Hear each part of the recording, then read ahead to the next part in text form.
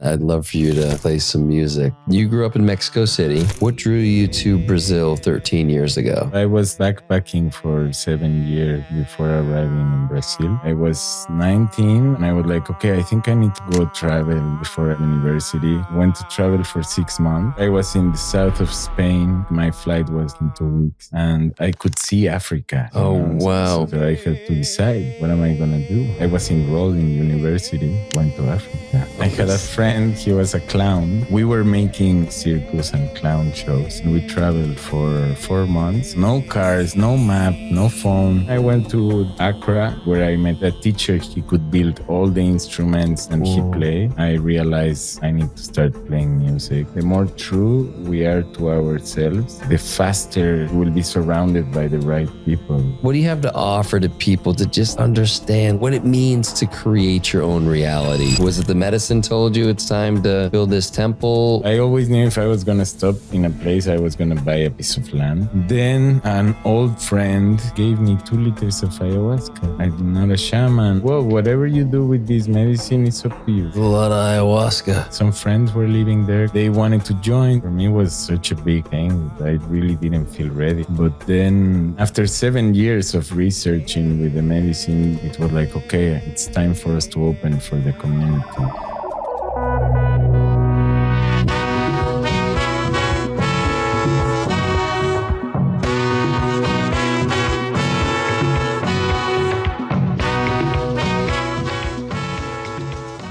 Well, I feel like we met a couple months ago. But it's been a little bit more than it's probably was in early March. It feels like. I think so. When did you get here? When did you get to town? Boy, we did Mid-March? Yes, I was here in mid-March. Yeah, so I guess it's been a couple months. Yes. We found ourselves at Steven's alchemy activation, and then another thing, and another thing, and the next thing I knew, we were both going to Dom and her. And then we found ourselves, just in these kind of this similar circle for 2 months, which is like, it feels like we've known each other for so much longer. You know, even that first weekend, it was like, I feel like I've known you, and as I've gotten to know your story, and I'm so excited to share it today here on the podcast, but just like growing up in Mexico to Brazil, in ceremony, artist, frequency wizard, musician, ayahuasca, psilocybin, ceremony, community, world traveler, playing music at restaurants where you got quote unquote discovered by one of our close friends. And it's just such a cool journey that, I'm just stoked to have you here and to unpack it today. Yeah. First of all, thank you for inviting me. Yeah. Like I said, it's my first podcast. Yes. So it's exciting because I feel like many new doors are opening, and I feel that we are part of this, no? Like since we met, a lot of new doors and new opportunities and very amazing people in the way. So it's exciting. Yeah, I feel like we are constellating a lot of just amazing people, whether it's been at these different kind of weekend deals that we've been at, or that trip to Dom and her was just some really special people. And then as we've gotten back, we just find ourselves amongst, people that are doing some really cool stuff. And a lot of it just seems like it's in service to, like, for lack of a better term, for humanity. And people are wanting to know how we can all collaborate together, and, we each kind of play an important part in that. And there's certainly overlap within that, but also we're bringing our own gifts, which is really cool, where there's no kind of comparison, competitiveness. Feels very collaborative, which doesn't always feel like that around here. I think it's generally the Austin vibe is to, like, there's a lot of collaboration, but I've never quite felt it like I felt in the last couple months here. And you've been like right at the heart of that. And you've been, engage with a lot of different people. And, one of the things I'm curious about is you came here for, what was the period of time you originally kind of quote unquote signed up for? It's funny because I came to an event with a friend of mine that now has become Jason Nimmer, one of my closest friends. And so he invited me, and I was just coming in this trip to the United States. And since I came here, I knew it was going to be like a portal. Mm-hmm. So it was even funny because people would ask me, like, for how long are you coming? And I would answer, like, I don't know, I'm in a portal, So I know that something's going to happen. And I don't know. So I actually came without knowing that how long was I going to stay. Yeah. I always have the thing that I have to go back because of my daughter and my wife and all the community and the project, the temple. So it's always it's very strong feeling that there is this place that kind of expect my presence there. Yeah. But also in the same way being opening so many opportunities and new doors. And it's also like a manifestation of, we know we are manifesting reality. So in a way, really embracing this manifestation and just understanding that now is a very good moment for me to be here. Yeah. So how do you navigate that? Because there is that pull back to family and community in the temple, and there's obviously strong medicine within that for you. And there's this obviously a very strong current here in Austin that things are moving, are happening. There's plenty of synchronicities. There's whether there are events or just spending time with people. Even last night, you here at the men's group for the first time to meet some of those guys. And it's just, I feel like at every turn, there are more doors opened up for you. And so at what point have you thought about what that kind of, almost like the extraction from this portal, what that looks like, or how you're going to feel? Like, do you have a sense of what that's going to feel like when you'll just know, or do you just trust that you'll just know? It's even funny because I'm building a temple, and when I'm building this temple, I always imagine myself making retreats there and like being in the temple, and life is taking me away from this now. And I feel that even though everything that is happening here is very expansive and incredible, I know that my soul, what is truly asking me is to go in the temple and just go more with the nature, and slow down. But life is a dance, and I feel that it's about learning to listen. And I have the trust that I can understand in every moment where should I be. And it's not really coming from a mind. Of course, we have to plan, no? Mm-hmm. Especially with my daughter, like I have to plan. Mm-hmm. But like right now, really, I can feel that I should be here. It's this sense that is right. It's the right place to be. Yeah. And for example, I have had the situation where I'm supposed to stay longer in a trip, and I feel that one day I wake up and I'm like, I gotta go, and I go.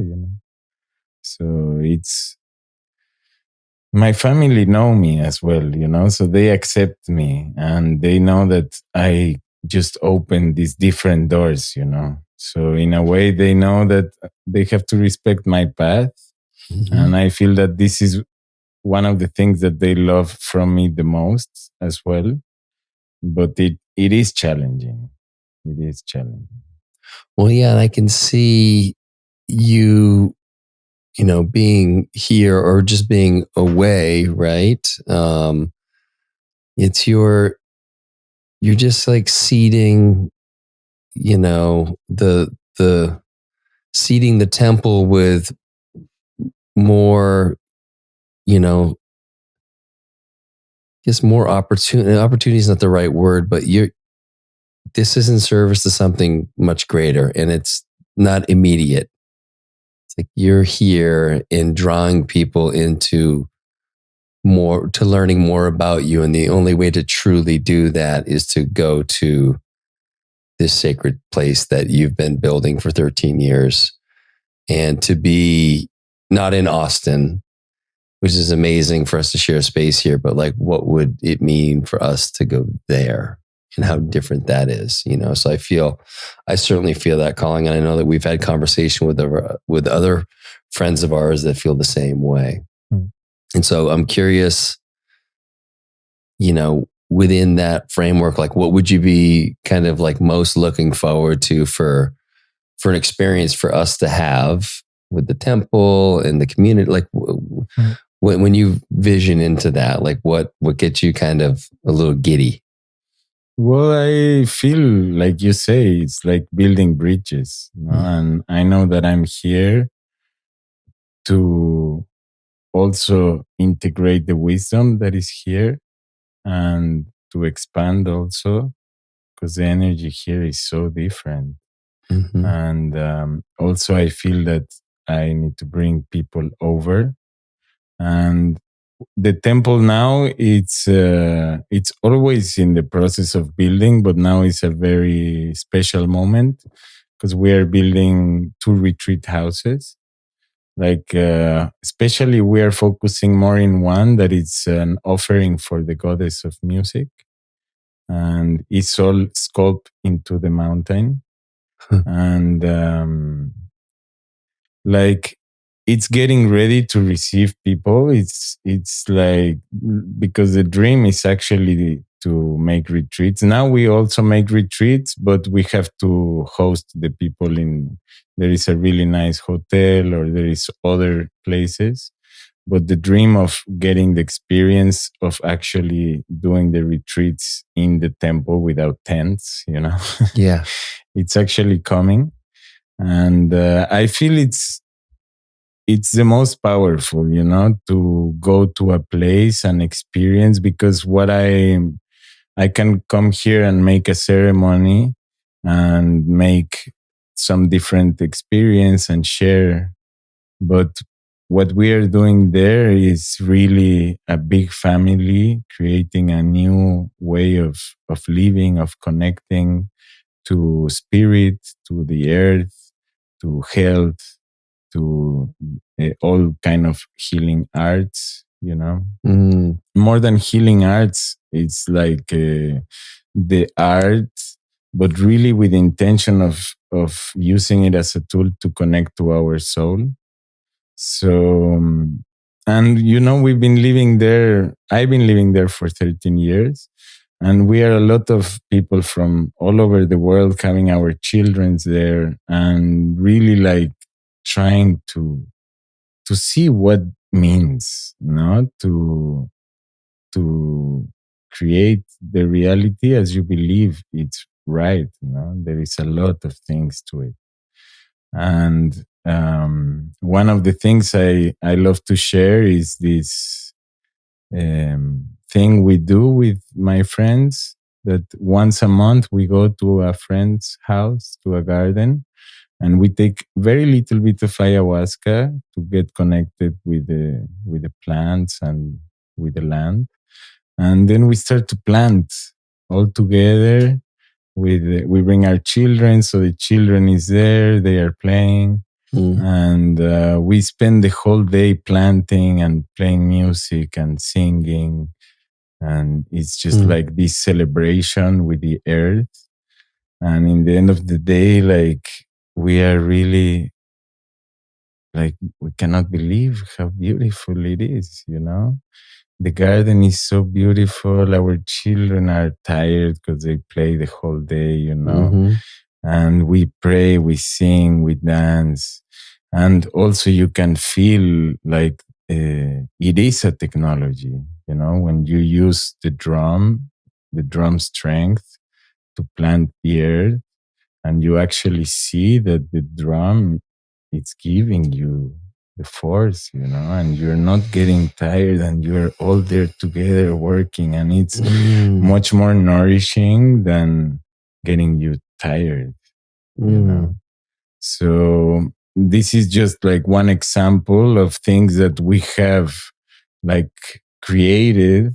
Yeah, how was this created? Oh, this is very beautiful because I have a friend that he was in an ayahuasca ceremony. It was Santo Daime. This is a whole conversation. Perfect. But there is this religion that they take ayahuasca, and it's like going to church and drinking medicine. Mm-hmm. It's really beautiful. I really respect and appreciate. I go often, and some of the family that I serve medicine with, they also serve medicine in Santo Daime. Mm-hmm. So like our group of ayahuasca, like our family, is very linked to Santo Daime. Okay. Even though we don't, it's not a Santo Daime, and we serve ayahuasca. Mm-hmm. But this friend of ours, he was a little bit tired of taking medicine in Santo Daime because there was so many rules. And how often is it on a certain cadence, like once a week, once a month? It's normally twice a month. Twice a month, okay. Yeah. But there's a lot of rules. Like, for instance, how would it differ from a typical ceremony? Well, like you have to be doing what they are asking you to do. Like it's like a current. Like you are all like a current, and you're working for the current. Current? Is it? Yeah. And so if they ask you to sing, they give you a book, you have to be singing, and sometimes you need to dance, and you can go out to clean and have a little moment outside, but then you have to come back. And our ceremonies, we are directing the ceremony, but you can be laying down, you can be up, you can go outside and stay outside. You cannot go far away, but if you need to sit outside and connect to the moon, you can. And we are also, it's shamanic work, what we do. So we study a lot of, we study with the Junicuin and with the Shipibos, that is different tribes. But we are also working in receiving like a lot of our own like spiritual school in a way. Yeah. It's like it's all coming together. Like nobody planned this, and it's happening, and it's like we're really receiving instructions, and there is a lot of people that is really connecting to this way and this connection to the medicine. So it's growing, and we are planting a lot of medicine and cooking the medicine. And how long does it take for it to? The vine, the vine take around 8 years. And the leaf, it takes less. It's good to harvest it after it gives flowers. So it can take maybe like 4 years to have a beautiful big one. But the leaves, you need a lot of leaves. So it's a lot of planting. Yeah. Okay. And so I'm sorry. But yeah, let me just finish. Yeah, I wanted to get back to that. So he was in the Santo Daime, and he was a little bit tired of the rules. Yeah. So in one ceremony, he got instructions, and it was just told to him how it was going to be. And in the beginning, this movement was to plant the medicine. So we would go to a friend's garden to plant medicine. But after a couple of years, we had so many plants of ayahuasca in so many gardens that we expanded it to plant also food. Yeah. And if someone needs to make a clay wall, we can put the wall up. Whatever the person needs most, we go and just give him a hand. And how long have you been doing this for? For, I think, 6 years now. Wow. At least 5, but I think now it's already 6. How do you know who the next person's house is? Like, so it finished in the night, and then we make a circle in the fire, and we are like thanking for all this to exist, Yeah. And we just ask, like, who want to receive? Because to receive this, it's a lot of work, If you're going to receive 40 people to work in your garden, you need to have tools. You need to have like good earth to plant. So you need to be like for a whole month planning. Okay. It's a serious thing. Yeah, so it's not just a free ride. Like, let's fucking plan. I'm next. Yeah. Okay. Yeah. But in one day, we can do incredible things. Yeah. Because we know how to work, so we can like cut some big trees that don't let the sun come in, and then make irrigation system, and it's like really good. Yeah. All right, let's talk a little bit about the temple. Because you brushed over, you're like, yeah, it's sculpted. The house is sculpted into the mountain, and it's like, okay, like there's a lot there. I don't even know where to begin. I want to talk temple, but I'm wondering if we should like rewind a little bit. And you grew up in Mexico City. What drew you to Brazil 13 years ago? So I was backpacking for 7 years before arriving in Brazil. I traveled, I think, for 60 countries. Just traveling. Like, doing odd jobs when you were there, playing a little bit of music. I didn't play music before I started this trip, actually. I was 19 and I was going to go to college, and I was like, okay, I think I need to go to travel, before I go into university.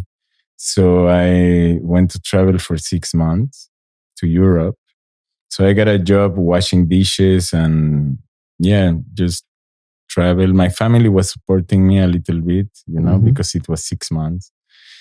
And then I remember I was in the south of Spain, and like my flight was like in 2 weeks, and I could see Africa because it's like 13 kilometers. Oh, wow. So there was the ocean, but I could see, like, it was there. And I had my flight from Germany, so I had to decide, like, what am I going to do? Am I going to go back? I was enrolled in university. Oh. And I just went to Africa. And like 3 days later, after I came to Africa, I turned 20. And I just knew it was going to change my life. It was like this big decision. My family told me they will not support me anymore.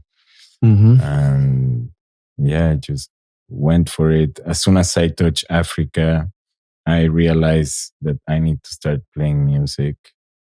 So, it just started this whole trip in Africa. I stayed 1.5 years. All in Africa? In Africa, only 1.5 years. Wow. And I get a teacher. He was like a musician from generations. He could build all the instruments like djembe, balafon, cor, angoni, violin, everything he built and he played.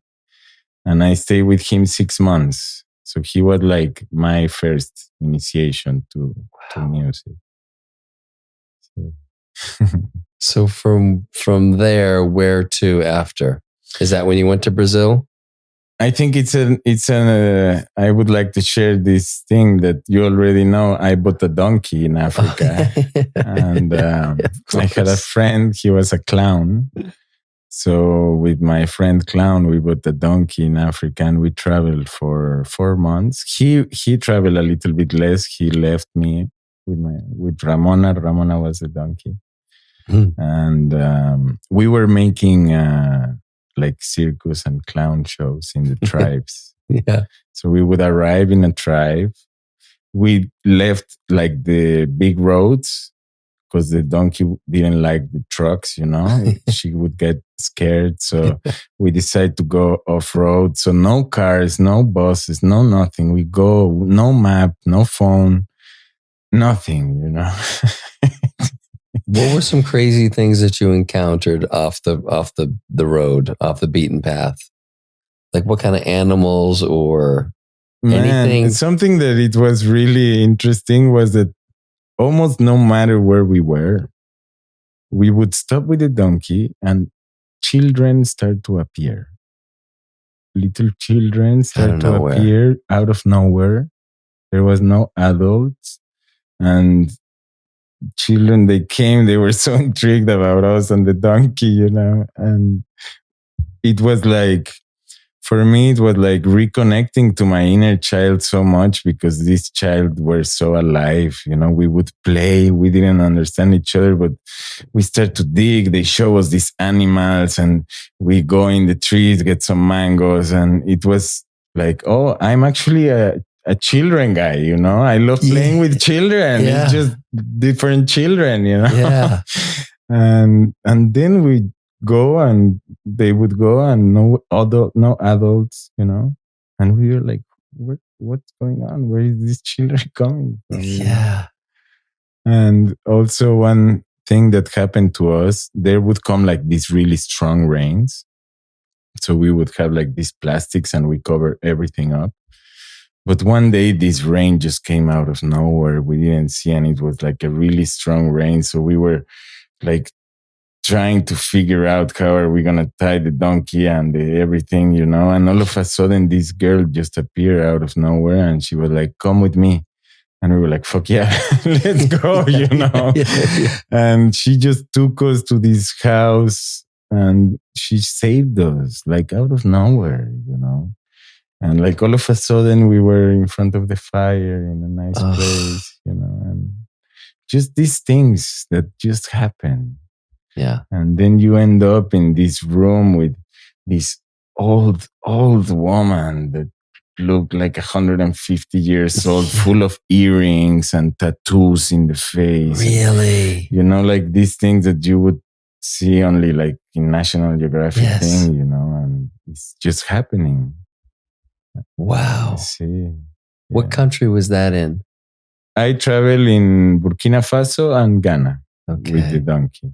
We crossed the border, and I was like coming into the border, like we could see the border, and then we can see like an officer looking at us from far away and calling his friends and looking and calling more people like, what is going on? Who is these people walking with this donkey?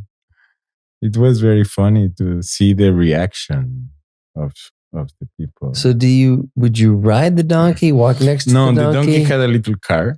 Okay. And she would like take the stuff and the food and the charcoal and the little kitchen and our bags, all the stuff.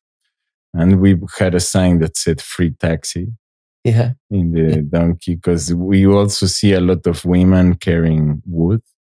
Yeah. For long distance, you would see them in the middle of nowhere carrying a lot of wood. So we always take the wood and put it in the car, and work with them. It was very beautiful. Yeah. And so when it was time to part with Ramona, like what was that like? Did you sell her? Did you give her to one of the locals? Okay, so my friend left, and then I met Idrisse. He was a Rasta man. Mm-hmm. And I invited him to come with me. So he came and traveled with me for like a month. And he was such a big heart, and we shared so much good times and a lot of wisdom from the Rasta man, They are really, they pray a lot and are very strict. They are vegetarians and they read the Bible a lot and they have a lot of connection with nature. So it was very beautiful. After this trip, I got dreadlocks. did. And I started to play reggae. Oh yeah. Yeah. So then I gave the donkey to him. And it was very powerful because he was making $20 a month in his work. That was like his salary. Wow. Selling bus tickets. And by him having Ramona and the car and everything, he said that he was going to be able to plant and sell his things in the market. So it was like a big opportunity for him. And when I give Ramona to him, he had like this praying jilaba, like clothes, like a tunic. Sure. And he took it off and gave it to me. And I was like, no, man, I cannot take this, And he insisted so much. So I took it. And it's the clothes that I use in my retreats in the temple. Really? See? Oh, beautiful. Wow. So I hope he's still with her. Yeah. And so from there, where did your travels take you? Well, after the donkey was when I went to Accra, the capital of Ghana. Uh-huh. And then I went to the market, like the tourist market, and I saw like all the painters, the musicians, people making djembes. And that's where I met Ablo, that was a music teacher. Mm-hmm. So then I stayed there for 6 months in Accra. Okay. And then the music started. Yeah. Damn.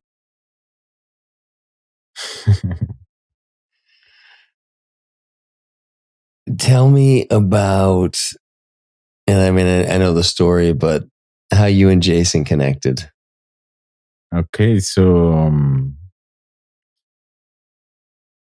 I was playing, I'm like a season worker. So I live in remote places or cheap places or travel in cheap places. And I go to countries that have more opportunities and I work seasonally. Mm-hmm. So I was working in the Mexican Caribe, making ceremony, and I had some works playing in restaurants and hotels and sound healing. And I was making a set in a restaurant. And even if it's a restaurant, I don't play covers. I play my songs. And the people that I work with, they never ask me like, play this or this. They know that I play my music, so I just play.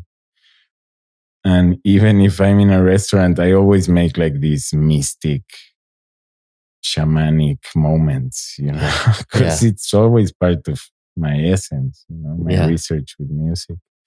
It's funny, sometimes I don't play in restaurants anymore, but people would just leave the food and start to pray sometimes. Oh. Or people would cry in the restaurant. Some things happen, sometimes. And I was playing a set and I finished the set and Jason and Dina, his girlfriend. And the first thing he told me was like, man, your music is not for a restaurant. Like, what are you doing here? You should be playing in completely different places. And I said, yes, but this is a mission. Like right now, this is where I am. And here is where life is taking me to play. And then he told me, well, I organize these events in Austin, the Body Party, and I would just like to have you in this event. So he invited me, and it was just like meeting him and all the family, because it really feels like a family. It's just beautiful, and it's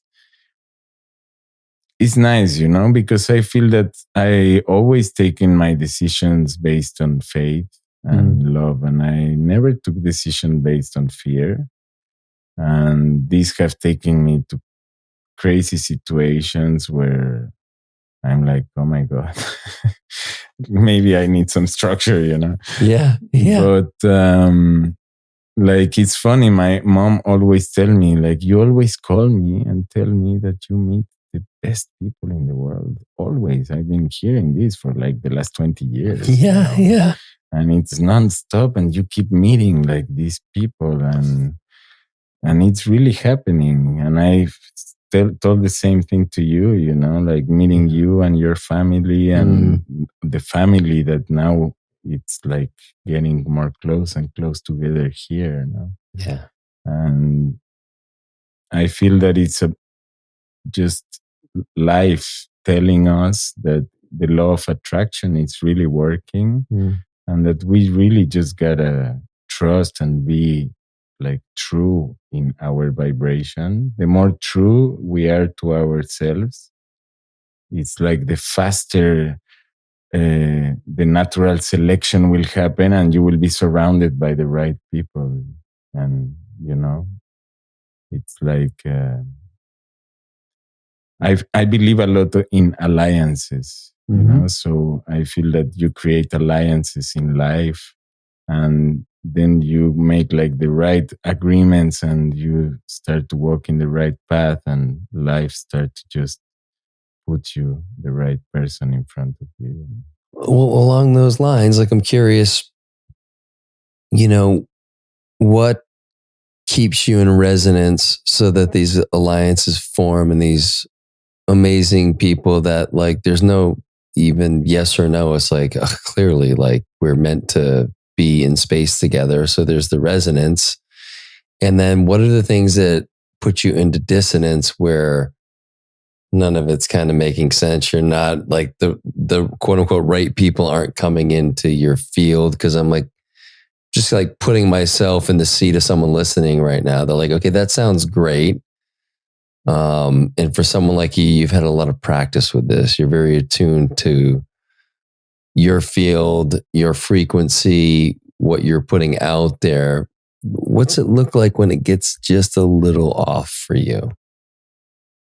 Well, I feel it's a lot about just listening to the body, like when you are stepping into something, just see how is your body approaching it. Or when you think of someone, or like I see several doors opening, and then I tune to each door and just see how my body is reacting to it, And I don't know, there is some people that is really attractive in a way, but you have this feeling like there is something, And I feel that life is a lot about trusting in our feelings and really like learn to listen, because it's there, So we can pay attention to our thoughts, but our mind, it reaches only some places, It's a son of a bitch. It's a fucker. I wouldn't put it as a fucker, because I mean, it's something that if it's aligned, like the power of the mind, it's incredible, but it's also a monkey, Well, when it's the master, that's where it's the fucker. It's like it's taking you all over the place. And it's like to kind of like, I don't know if taming's the right word, but I just know that in my experience, and I would say I'd be curious to know like what your upbringing was like in that in our society here, this idea of intuition and our feelings and like those things are completely overridden by the brain, and whether it's the school system or well-meaning parents like telling you basically not to trust what you feel. They don't mean to do it. They just think they're being really good parents by telling you what they think is right and wrong when your body is telling you something different. Right. And so there's all these layers of don't trust your feeling. Don't trust that intuition. Like take that offline. Trust this book. Trust this textbook. Memorize this shit here because this is important. And it's like, how much of that shit are we using today? right? How much of that is, I'm sure it has some impact, but not in the way they intended it to. Like it is like, I've got to unlearn. Thankfully, my memory is not great. So I forgot a lot of that shit, but it is, there's like such, whether you want to call it indoctrination or whatever, but there's the school system, I'm guessing is probably similar to where you grew up. It just does not serve us in a way that the things that you're very much connected to today, and you have been for a number of years, and the things that I'm exploring that are taking me out of my mind and into my body. I think that's what's helped me develop a prayer is I've gotten out of my head for so long. When I would try to pray, it was like so in my head that I would just give up. Like, I'm never going to get this. I have something that helped me a lot with this understanding of like the strong mind. Like realizing that we have different type of intelligence. It's like we have different brains. Like even in the intestines, we have a lot of neurons.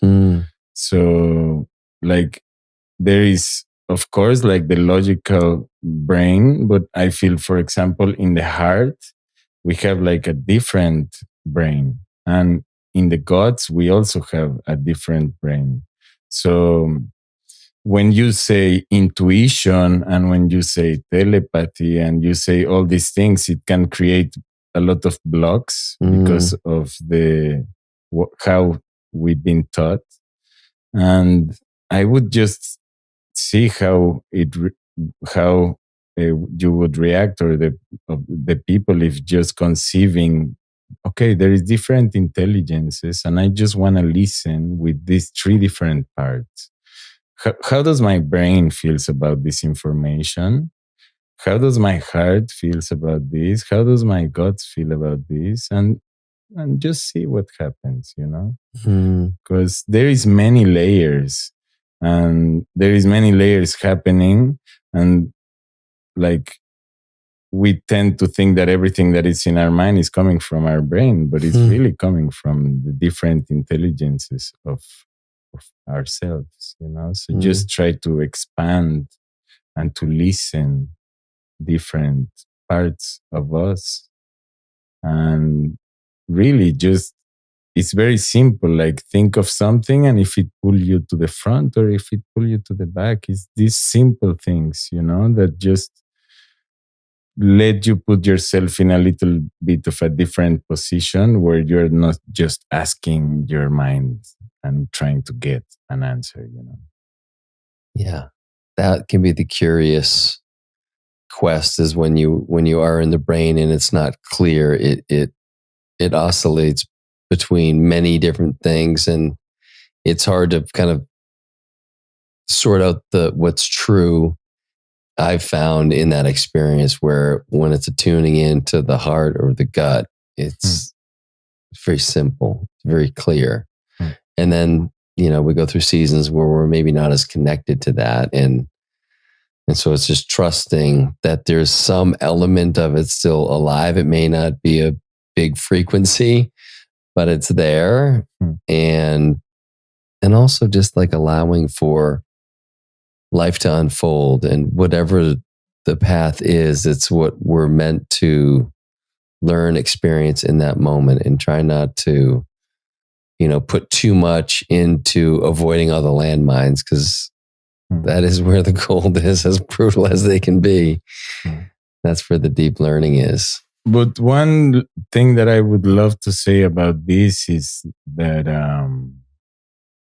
I feel it's an important moment right now, and we are getting like a lot of, I don't know if you would say instructions or signals, but I feel that our heart is speaking like strongly, and I feel that it is a moment of action in the listening of our heart, and some of us have to make big steps, to to really listen to what our heart is asking. And I feel that right now it's really like a very strong moment to realize that the time is now, and that we are here for a reason. And if you listen to your heart and you really open up to life in this way, life will open up to you. And yeah, it's I don't feel it's time to wait. Along those same lines, the conversation we were just having outside, this idea of we create our own reality, and I know for a lot of people that feels very kind of esoteric, and honestly for me, it even up until a couple of months ago, maybe I didn't quite understand it like I do now, and even now, like kind of it's fleeting at times, and so sometimes I'm super in touch with it, other times not so much. But just there's a lot of dissonance out in the field. There's social media, which is sending certain messages. There's the news media, the mainstream media that's sending certain messages, and I'll get stuff sent to me, whether it's a political thing where so-and-so is not getting along with so-and-so, and this side is doing this to this side. And I think you and I realize, not that we have all the codes and everything, but I think we've well, I'll speak for myself. I've been in the experience of being tugged along in these petty bullshit. It does not fucking matter at all, but it draws your attention in. And so like when people send that to me, I generally don't respond anymore, because to me, I just see the silliness. I see the news media. They're just trying to make money. They need their clicks. I don't blame them. That's what they're here to do. And so they're going to come up with a headline in the story, whether there's just a shred of truth in it and they're building a whole narrative around it. But it's just like people can get sucked in. I've been sucked into that reality. And when you're in that reality, you don't realize it, but you're manifesting the shit that's happening around you. And so there's a real value in extracting yourself from the news cycle. It's not really informing you like you think it is. It's not keeping you on top of the news. It used to be a cool thing when we were kids and our parents watched the news. It was a slightly more informative. I'm sure there was still a bunch of bullshit going on back then. It was just less obvious. And so I just want to speak to like, how can, like, what do you have to offer to people to just understand like what it means to create your own reality in the context of the media that we're bombarded with, or not, because we choose not to be bombarded with it. But a lot of people are sucking on the teat of that. And there's like a addiction to picking one side versus the other, and to think that there's an importance to that. And so what do you have to share about how people can shift that whole paradigm? Well, about creating your own reality, I feel it's many layers to this, because even myself, I feel discovering so much about this. I'm also like sometimes really tapped into it, and sometimes I don't understand so much, What I really realize is that we are tuned to a certain frequency, and this frequency depends in what we let in, and what we let out as what we are, as our actions. So like if we have an understanding that we are absorbing all this information and this is determining our frequency, and then with our frequency we are attracting what is coming to us because of law of attraction, then we can see that it's really important what we allow to come into our system. I'm working a lot into music, and every time I work with music, I speak about the responsibility that we have of the frequencies that will allow in our system. Because, like, you can see a lot of the music that is being produced now is actually like deeply studied to bring the frequency down, and to bring very sexual energy. And it's just like taking the frequency to that part, no? And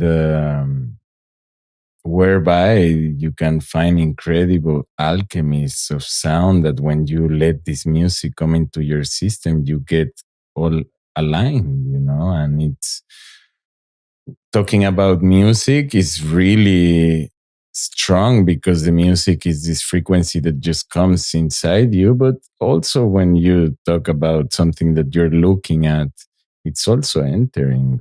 So this is determining our frequency and somehow it's affecting everything that is happening around us.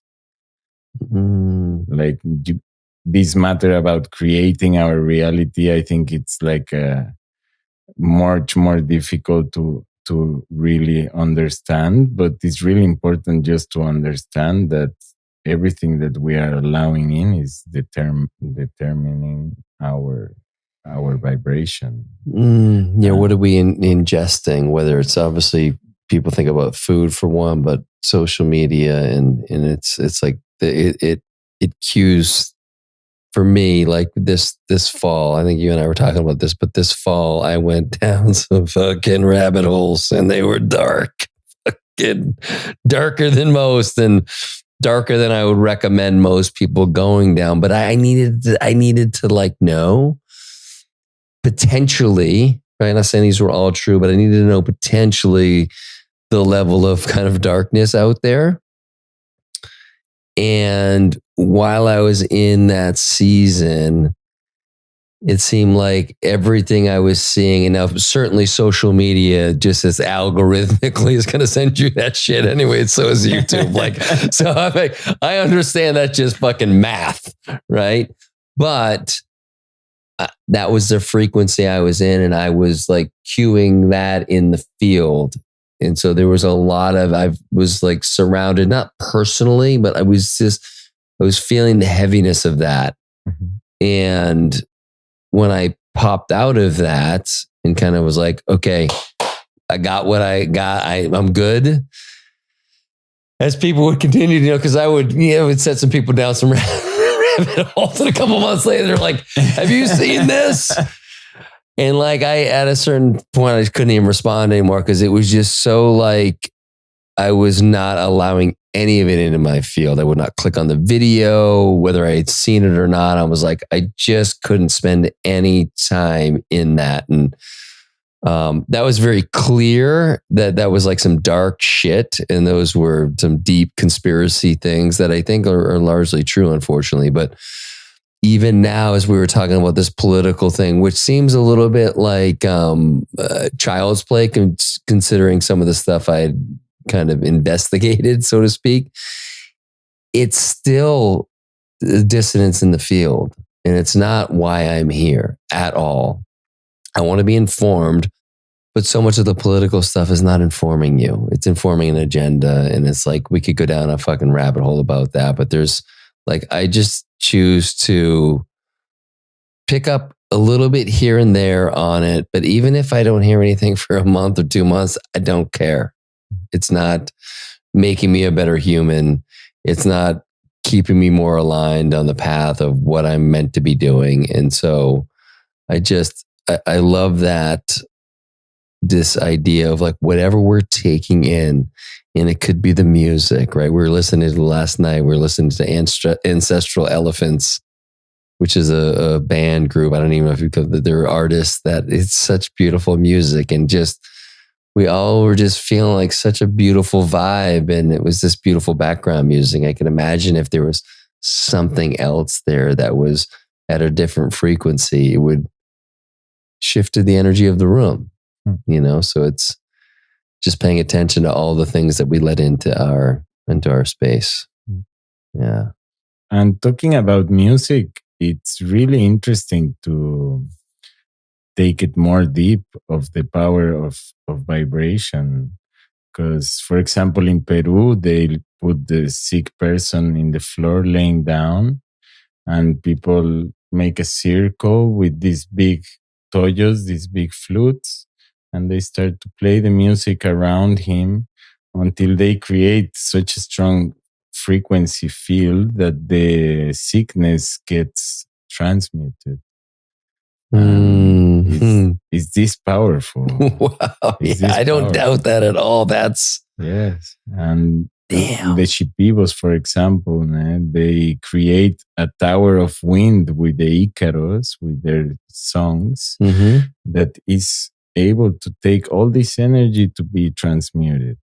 So it's really powerful. Like I've been even hearing about looking into these new technologies to make surgeries with sound.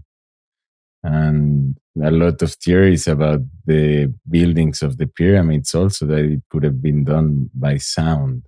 Yeah. And I feel that like all the people that I know is tapping into spirituality is really tapping into frequency research and how it's important, and it's really it's really powerful. So that's why we spoke about the temple, and I said about the goddess of music. Yeah. For me, music is a divine entity, and it's a really big blessing to approach the music with this deep understanding. What called you to put the first? What was the first tool you put in the ground there? Was it a chisel? Was it a hammer? What how? What was day one like?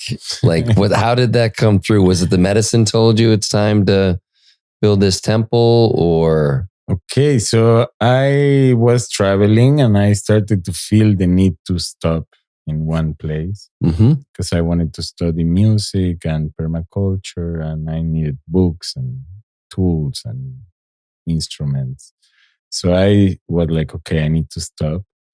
And I never really enjoyed renting. Every time I pay rent, I didn't enjoy. There was something there. So I always knew if I was going to stop in a place, I was going to buy a piece of land.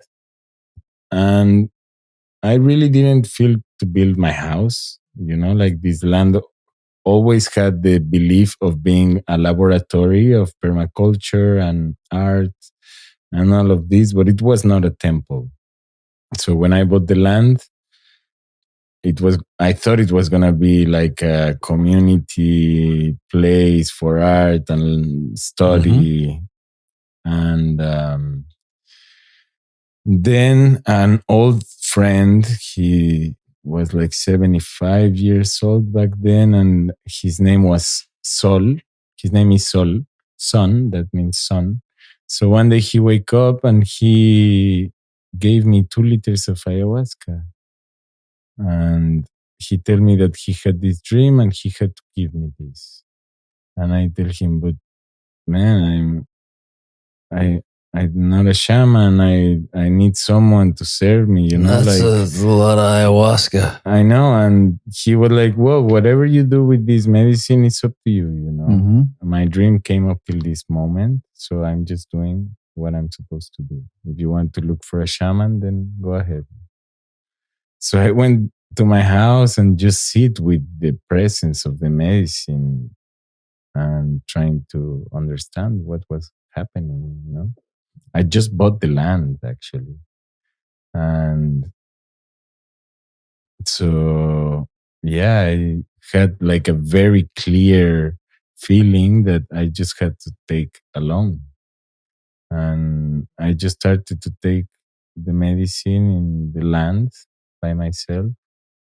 And then some friends were living there because they were helping me, kind of like a rainbow volunteer thing where we were camping and working together. and they wanted to join, so they started to join. And I was always really afraid because I was like, there's no shaman, like everybody's responsible for themselves, like Yeah. for me it was such a big thing, and I really didn't feel ready for it, and it was also not what I was looking for in a way. But then like the medicine started to open up and just show us, and then I was serving, but then it was like some of my friends really get into the service together, so it was not only me alone, and more people wanted to come. And just in the beginning I was like, no, the ceremonies are closed, but then people start to get really sad that they cannot come. And I was like, and they start to get angry at me, Yes, and it turns into anger. And I was like, wow, I'm sorry. Okay, come, Yeah. like, so people from the family still, no, but it was people that they don't live there. So we start to make like 20 people ceremonies. That for me was a lot, but it was within the family, so it was very good. And after 7 years of researching with the medicine, we received instructions, and it was like, okay, it's time for us to open for the community, So then after in the 8th year, we start to make ceremonies for the community in the town. Oh, yeah, that was a big shift. Yeah. And now it's growing a lot. It's like 50 people coming. We have to close the list. Yeah. When it comes to 50, we close because there is so much people wanting to come. And it's really beautiful because it's not like a ceremony where it's all new people. We are a family that we gather up to spiritually connect and work together. So it's like it is a spiritual path, Mm. And it's really beautiful to grow in the family, in the community, with the medicine, with the plants, and doing all this. And the first thing we did in the temple, because the temple we bought a big land with our friends, so I have 2 lands, one that is in the river and one that is up in the mountain. So I thought that I was going to start in the river, it was the easiest thing to do. So one night before starting the job, I had a dream that tell me you have to start up, like up, and it's up. It's like going up like a 25-story building. Oh, okay. Shit. How long does it take you to go from the river to the? Like 10 to 15 minutes. Yep. And we had to carry the water up, everything. There was nothing. And up there was no flat spaces, so every flat space we had with a pick, we cut the mountain and we make a flat place. So we were starting to make the ceremonies. We had this flat place that we digged, and there was the wall of the mountain, like a 2.5 meter wall. And I just look at this wall and I'm like, oh, I think it's going to be cute to have like a little hole to put a candle, Okay. No shit. And then I make this little hole and I put the candle, and I'm so happy, so easy, And I so easy. And it passed, like 1 month later, I look at this hole and it's perfect.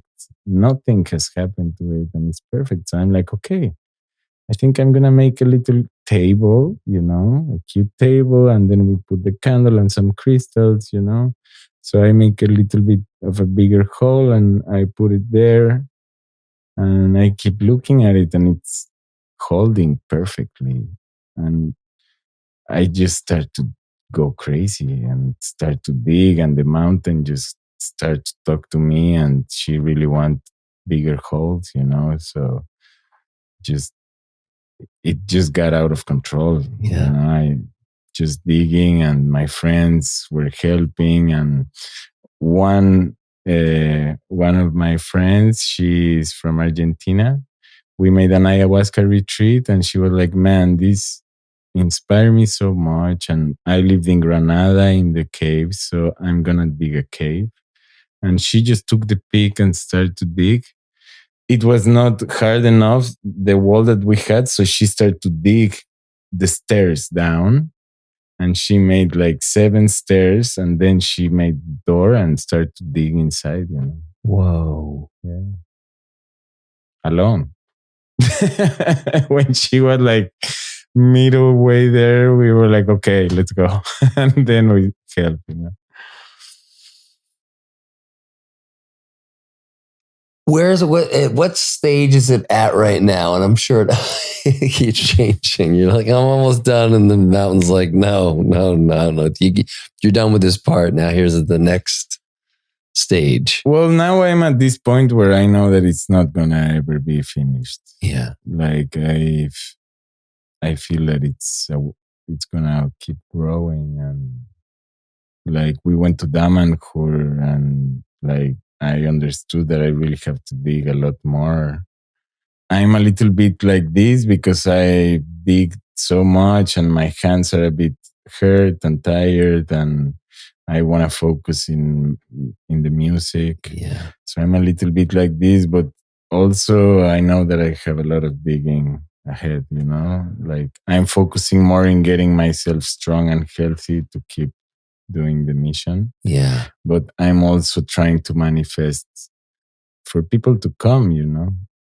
And like digging is one part because it's really beautiful to dig the mountain, but dig inside, you know, like digging inside and like sing and just really go more deep in the connection. Yeah. What are I've seen the pictures, but can you share like some of the things about the temple that someone listening right now who just has no context for like what digging a temple is, but like what, you know, there's the kitchen with the, you know, the mosaic, and like, can you kind of describe it a bit? Okay, so yeah, like the first thing we digged was where we make the ceremonies. So we started digging into the mountain, and then there is like this wall, and we just start to sculpt the wall, and then we make like a rooftop. So it's not like a cave, but we are sculpting the mountain and then protecting it with a roof. But then we started to actually dig in caves. So inside the temple, there is the altar that is sculpted, but then there is little stairs that you go inside the earth, and there is a cave there. It's really little, this one, but it's just starting. Then you go out of the temple, you climb the mountain a little bit, you go a little bit higher, and then there is the bigger cave that I think you can fit like 7 people inside, more or less. But this one is also gonna grow much bigger because this cave is to make some specific activations, so we need more space. And then you go up a little bit more, and you reach like this retreat house that I was speaking about. This is a place where I've been digging mostly. And it's also like the temple that is sculpted into the mountain, but we are going more deep. So this one has like 50 square meters of sculpting. And there is like all the kitchen sculpt, like the sink in spiral, and all the places to put the fruit, and the oven, everything in the mountain, and the fireplace also. How do you get running water up there? How do you get like, how do you like figure all that out? Well, it's been, everything is a mission, you know, but we have spring water. We get water from up the mountain, and then we just integrate it, you know, in the sculpture. We put the installation of water. It took us some years to find the water, because first we were bringing the water from down, then we were taking it from the rain, and then we found the spring. So that was like a miracle. That was so beautiful. Yeah. Okay. And one other thing, like next to the kitchen, there is this like chill out that is into the sculpture. So you go inside and you have a place to sit with some garden that is sculpted into the mountain. It's a bit difficult to explain. Yeah. But also there is next to the fireplace a megaphone that is just a big hole dig as a cone. And then you put like a little speaker inside and it sounds like this huge mountain sound system. Wow. Wow. Yeah. Would some of these photos, is this something you could share like on the YouTube version of this where we could put it like in the little box of, oh, sure. Would that be okay? Or are they more kind of private? I mean, I haven't really published any of my work because I'm trying to understand how am I going to do it. Yeah. But I would love to share it. If you're open to it, but I would totally understand otherwise too. So no, I mean, for my private publishing, I will try to, I haven't understand yet how, but I'm going to do it, but I will share so you can have. Okay. I think it'd be cool for people too, because it's even in the it's so hard. Like, and I know I've seen the photos and I know that even that doesn't do it justice to be there. So there are these layers to the experience of what you and your community have done over the past 13 years. And it is a temple that it has like, it's making this work with the community. But the main thing, the main intention of this place is really like a laboratory. So me and my friends, and I'm calling in people so we can study together. Like the retreat house that I'm building. Yeah, of course, if somebody want to make a retreat there and bring a group, maybe we can speak about it. But what I'm really dreaming on is to have a place to study what is really good for us and what we really need. And like just have this place where we just, get together and just, okay, let's do it, and it's really happening. It's like I say, it's not only the temple, is not the music, is not only the painting, it's not only the sculpting and the permaculture. It's like this whole research that is really bringing so much information and so many layers to it that I don't even say like I'm a musician or I'm a painter, or because it's really like more like a frequency researcher, Mm-hmm. It's like really going deeper and actually realizing that you can compose a very nice poetry, but if you are actually living the change that you want to manifest in the world and you are really like making this happen, this will bring the real music, this will bring the real painting, so more than really looking for the art is really like looking for the true connection to life, to what feels really right, and let the art from there come. Gather the right constellation of people in the right space. And if it's like the mothership down in Brazil, just allowing that gathering, and then whatever magic, you don't go in there with the intention of like, just go in and allow for what comes out. And so it's interesting because as you're describing that, I'm feeling like it's got some Dom and Hurrian vibes to it, in the sense that they pull in all these things and they weave them all together in ways that I can't even fathom. But what you're talking about is there are these different pieces, types of art, and there's permaculture, and it's a lot of folks focus on one of these things or two of them, and that's fine, but they're all interconnected. And how can, what you're seeming to do is bring them all together in a powerful way and really kind of live in that, I don't know, a tuning of all the fields of that and see what comes out of that. Very cool. Yeah, like one thing that comes to my mind is like we make 3 or 4 days retreats with my family, the ones that we are serving the medicine. And we have like kind of like a rule in some of these retreats where we cannot sing any known song or song that is already written unless it's really needed for like a moment where you really need some specific prayer for the situation. But like we really open ourselves to receive, and like I feel so sacred, like we have, of course, the ceremonies where okay, the ceremony is gonna go like this, but then we have also these retreats where we are completely open and asking the medicine and the goddess of music to teach us. Okay, so I feel like this is a perfect segue. How you've been able to use the medicine to tap into these frequencies and what that practice has looked like. I want to talk about what you felt at Dom and Her being activated in the temples of humankind. And then I'd love for you to play some music. Yes, so like even when I started to learn music, I could never really learn songs. Even when I did learn songs, it never felt like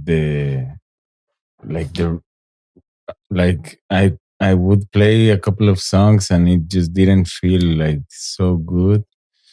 And then I would just keep playing the same song but without the singing, and I just started to open my voice and something happened, in this kind of touching the music in this way.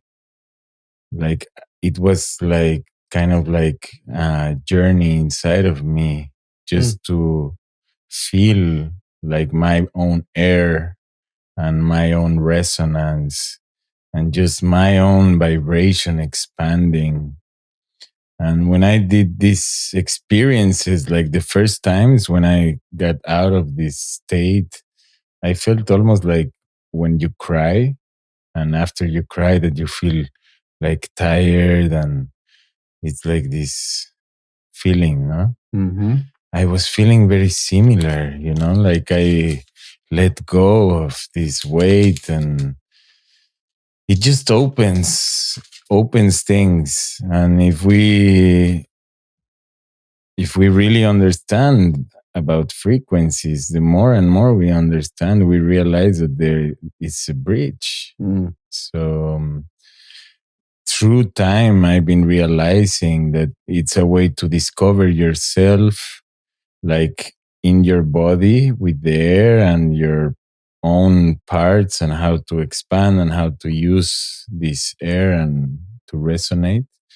But also the frequency is activating memories inside of us, and it's opening like these resonance places.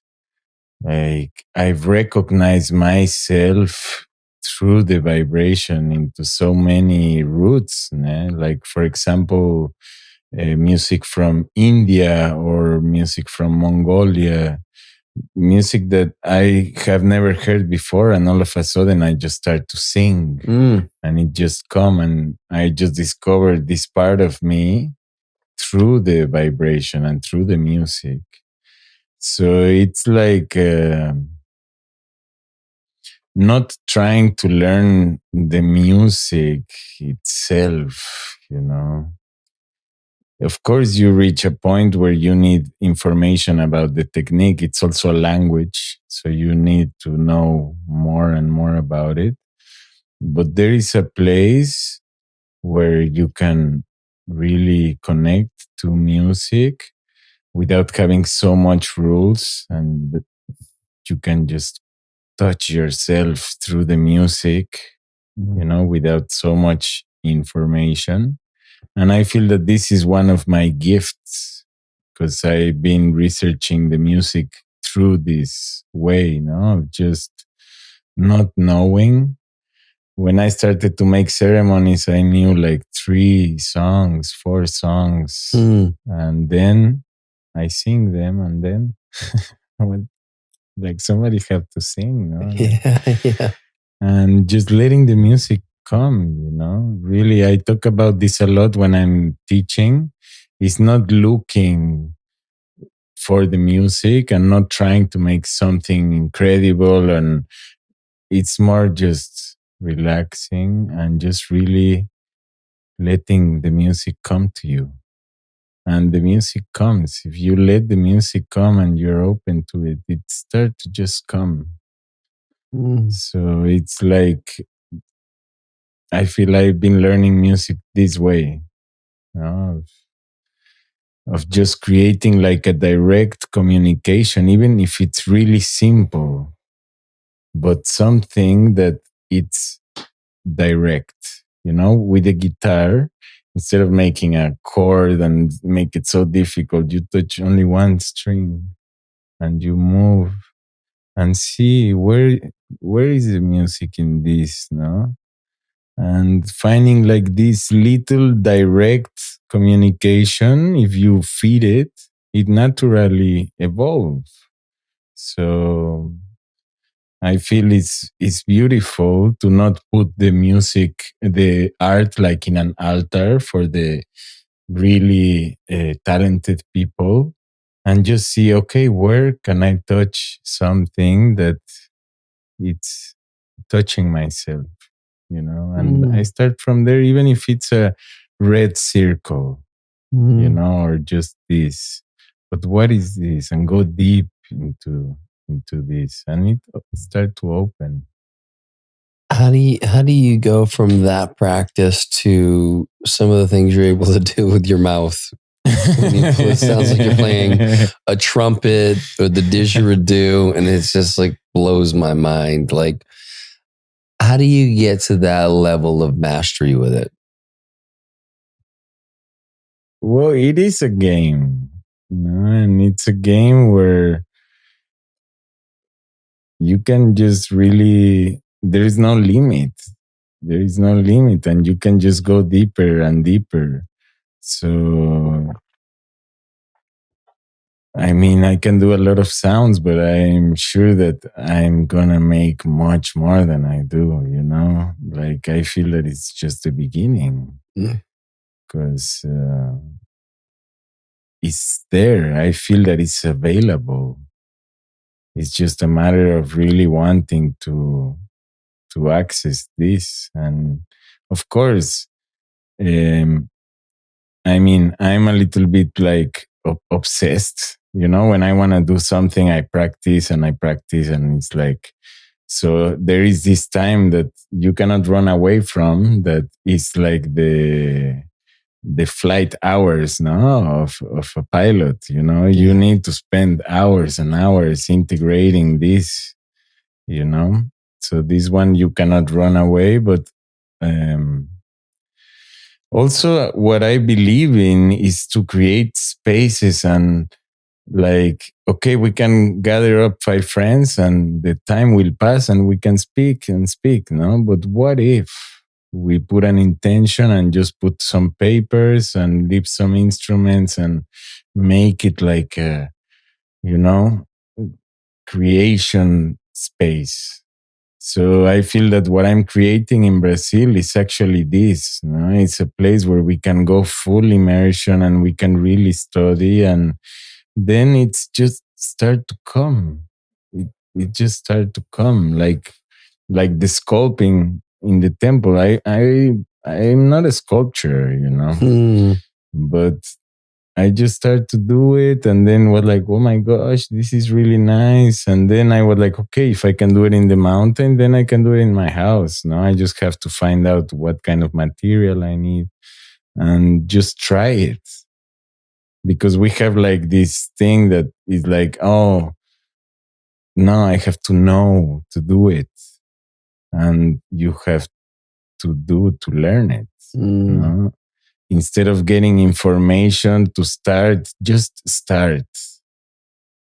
Get only the information that you need to start, and just start. and it will start, you start to put like rabbits in your hat, and all of a sudden it's like, oh wow, like I know a lot of tricks. Well, if you look at Dom and her, they say that the people certainly early on who did all the artwork in there were never trained, as though they learned by doing it there. And you walk through those temples, and it's hard to believe that. It's hard to imagine that. It's so fascinating. And we both spent a few days there, and it's been hard for me to really put it into words. And so, I don't know what your experience has been since you've been back, but trying to relay to people what that place even represents or means, or what the takeaways are, I've almost got like none of that. Like I just like allowing it to continue to integrate in a way that's maybe not typical for me, but it feels right now. But I'm curious about your experience going there, having been deep in the work of your own temple for the past 13 years. You go to a place like Dom and Her, where they built these the temples of humankind over the course of, I think, 16 years, from right around 1980, maybe. I don't remember if it was a little before or a little after, but then for 15, 16 years, they created one of the most incredible, temples, you can ever imagine. And they did it in secret. They did it by hand. They did it as not trained artists.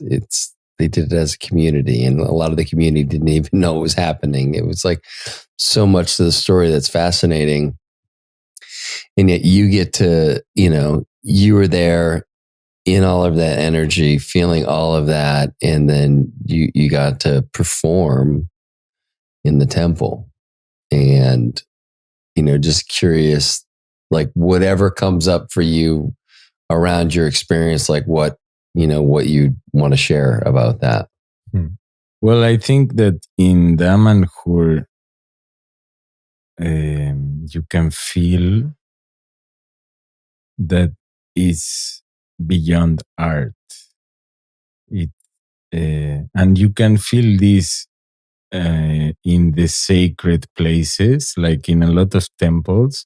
For me, the temples are one of the greatest manifestation of art of humankind. And I feel that this happens because it's when you put the art at service to the divine. It's really serving the divine. Mm-hmm. It's building a temple. It's actually like, a place where you are gonna anchor this divine energy. So by putting it at service, I think you elevate your connection, and this can bring you really to reach like divine inspiration. Mm-hmm. And there is like the art that comes from the mind, and that comes from like you can make amazing poetry. But there is the art that you get divine, touched by the divine, like truly. And it's completely different. And I feel that Daman Hur clearly have this. It clearly has this influence of the touch of the divine. Mm. So for me, it was one of the most powerful places that I've put my feet in, and also the belief that I have resonated mostly, because I feel how they are integrating the old ancient wisdom and embracing like the now and everything that is available now. And we live in a global world, and I feel that they are really open and taking it to a next level in many directions. And this is this is fascinating. For me, being there with you and making this seminary of astral traveling, that was epic. Like I know about the secret schools in Egypt, and these things we've listened about, and I felt it, in our time, but it's real. Like we went to like some kind of Hogwarts thing, Yes, definitely. And it was really powerful. And you said that I perform in the temples. I wouldn't call that I perform because I'm really not a performer. I'm actually trying to learn to perform more and more because, I'm not like a showman, but there is a lot into that, if it's tuned in the right way. So I would really like to learn more about producing a show and all of this. But like my true work with the music and with frequencies is really like more like praying. And like there in the temple, it was, in a way, it felt really normal and natural that I was there. But if you take it to like what was happening, like they took me in as the frequency activator for the sacred moments in the temples. And there was like a crew like Dr. Stephen Young, this alchemist, super powerful, with also with Daniel the wizard. And it was like this whole team of like kind of like superheroes, and we were there in this incredible mission, so everything was like, and like there was this moment where it was my moment, like, okay, now it's you. And I say it feel natural, but it's all new as well, like these activations and this place and this whole thing, so once again I just opened to music. And I just asked to the goddess of music to use me as a channel of what it's needed there in that moment. And also open to learn, because this place is so different. The energy of this place and the research is so different that I also want to allow myself to open up to see what comes. And it was really fascinating because I felt a lot of new frequencies coming in, and even it was kind of like a dialogue between the music and the tempo. I heard my voice resonating in different parts of the temple in different ways, and it was a lot going on. Yeah. Yeah, I mean, I've told you this before, but that was, and I think other people had shared, I just heard you when you were playing, and I forget what you were playing for an instrument, but eventually it felt like you kind of let the instrument go, and the instrument was like your voice was hitting, and the handful of times that I've heard you perform, just I hadn't heard that that part of you come out. And it was super powerful just being in the room to experience that. And just, like I'm curious, like when you were setting up to start, and then like during this dialogue with the temples, like what were you being called to do maybe differently than maybe what you had thought? I don't know if I understand very well the question. What kind of frequencies were you feeling called to follow kind of as it was unfolding? Oh, it's like a process that is not even so rational. It's just this thing that started to open, and it even stopped to be music inside of me. It's like I cannot even explain. Like even one of the signs that it's happening is that I kind of like disappear in the music, and then I come back, like my mind come back, and it's like, okay, so now now it's finishing, my mind is back. So let me see if it's about to finish or if it's gonna come again, like it's something like this. But it's kind of difficult to explain because it's all about energy and alignment and just entering and opening and opening. I feel a lot about just opening and creating new spaces, and this open up and this open new spaces, and it stopped to be music. It's just something else. Yeah. Perfect explanation. Yeah. Fucking nailed it. And I didn't know like what was the plan for the podcast or anything, but I always bring the music. And now that we are speaking about this, I could try to tune in to these energies in Damanhur a little bit and just see what happened, because I feel to sing a little bit. Yeah, I'd love that. Okay. Yes. One of the things that came to me really strong in this temple moment, because this was the temple of the peoples. And you could see in the paintings like all the different ethnies and tribes and a lot of animals. So I felt in a way that I was representing a lot of these different frequencies, entities, and from all the world and the animals as well. So all these realms.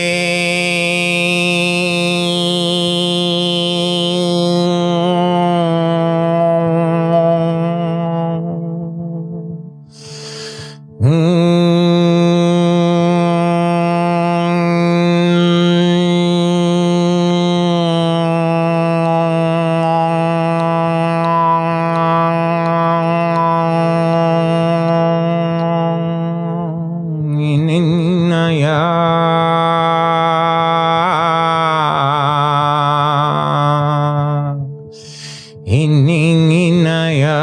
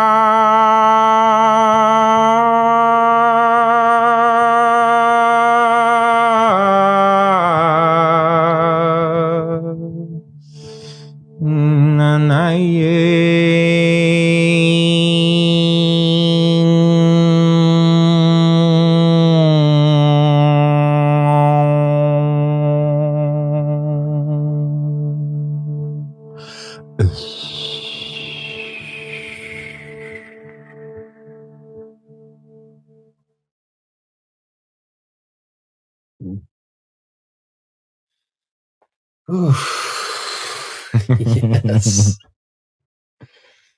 Mm.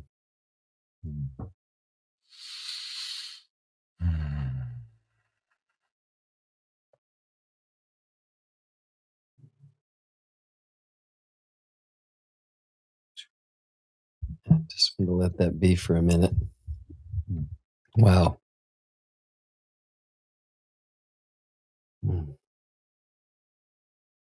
I really don't have much else to say. I feel like that is such a perfect way to end. I wanna just because I didn't say you didn't have anything else to say. I just said I don't think I have anything else to say. Oh yeah. Because there is many layers to music, and there is like this part that is very sacred, and it can even be very serious. And spirituality tends also to go this way, to get really serious.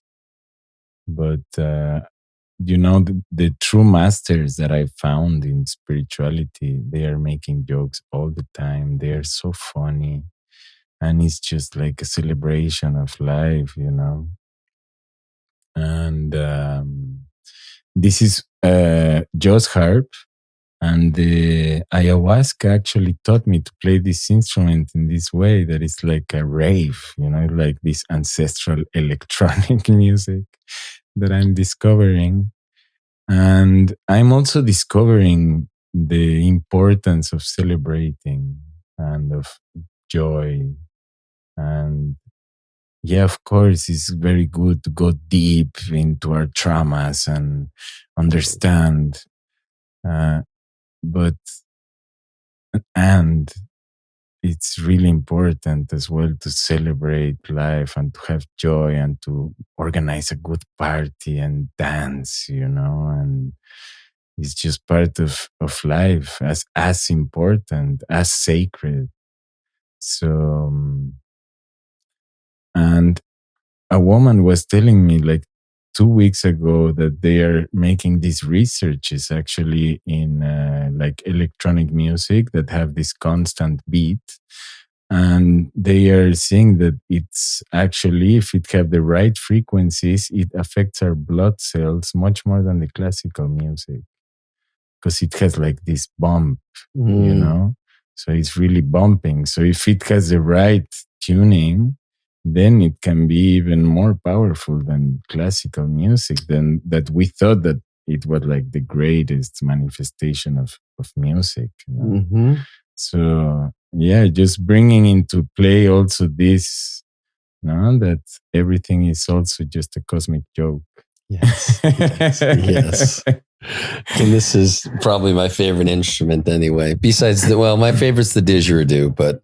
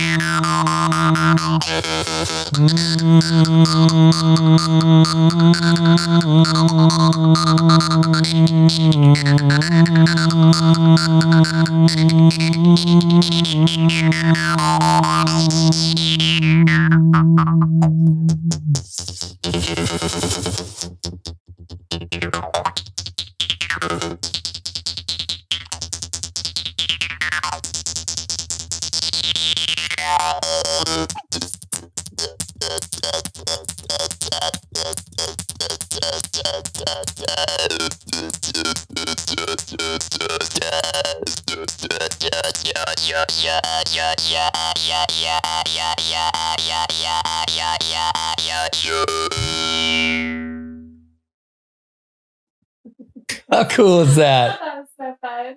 It's so cool, dude. And you start singing with it too. It's just so rad. It's like, how many fucking, you gonna start juggling next? I mean, like, how many fucking things can this guy do? Oh my God. Oh, what's that called again? Just harp. Just harp? Yeah. Like jaw. Yeah, jazz harp. Yeah. And it's interesting because it's actually coming from the 5 continents. Like, it's not so known, but in Chile they have, in Thailand, Tibet, Israel, Italy. Like, there is different places that it's Siberia, I think, too. Shit. Ancient instrument? Has it been around Yeah. for a long time? Yeah. Yeah. I'm not sure how long. Mm-hmm. Yeah.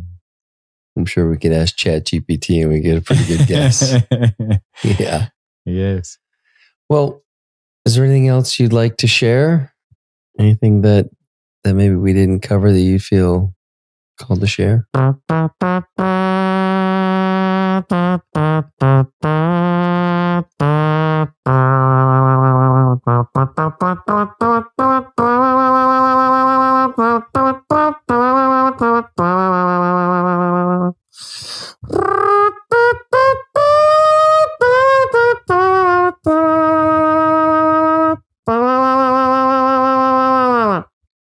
Yes. It's even more wild when you're on medicine and he busts that thing out. You're like, where the fuck did that come from? Yeah, brother. Thank you very much. I appreciate a lot being here and just telling the story, you know? Yeah. I'm happy because we've been speaking about it. Like, I have a lot of songs that I composed, a lot of paintings, a lot of sculpting, but I haven't published any of my work because I feel that I'm waiting for the right time. And also, I'm trying to understand all this world about social media. I don't have any rush. Mm-hmm. And I've been also very busy digging the temple and studying and going more deep. But yeah, I feel that it's a good moment, you know. So being here and telling my story is a confirmation that it's the right time. So thank you for having me and giving me this space. Yeah, thanks for being here and sharing. I mean, I feel like we just started to scratch the surface, which is beautiful. We didn't really talk much about the paintings and the kind of the artwork. We have a handful of pieces in our home, and I would love for you to share for people who are interested in your work. How can they get in touch with you? What's the best way to do that? Well, I just opened an Instagram like a couple of weeks ago. It's Franco with 2Ks, Vivo. In Spanish means alive. Okay. So that way you can remember. FrankkoVivo. Okay. We'll have that linked, but also. And also like this thing that I'm creating in Brazil, this project, it's a soul frequency temple laboratory. Like I've been working on it, and it's like a project that is expanding, and I'm also trying to get help in any way possible. So I'm also gonna do a fundraiser that I'm gonna send out like I think in 3 weeks. Okay. And this is also we didn't speak about many things, but beside the retreat house, that is the place where we receive the information, one part of the project is building a recording studio, and me also studying sound engineer so I can produce my own music and also produce the artists that are there, because it's a big community of incredible art. Like I have my solo project, but I also have a project with my wife, music project. She's incredible singer and composer. And I have another band with my best friend that is called From the Silence. He's just incredible. And I have also another different band. And we are all kind of waiting for support, and there is like this big movement. And I also feel that this trip and coming here is like building this bridge of I'm gonna bring here good energy, information, and also taking people there, and also bringing also artists to also come here, and like it's gonna be like a big exchange. So just putting it out there so the door really opens. Love that. Yeah. And also in the best, most elevated way, because there is no rush, like there is the deeper, what is really what we want is that everything come in the right time with the right people in the right way. So just fully trusting in life. That's just what came to mind for me, that trust. And it was like a great reminder for me as well. Like, there's no rush to be anywhere except where we're at right now, and just allow for it to all come into your life in whatever way it needs to. Yeah. Love that. Yeah. Love having you on here. Love you, brother. Love you too. Thank you very much. Yeah.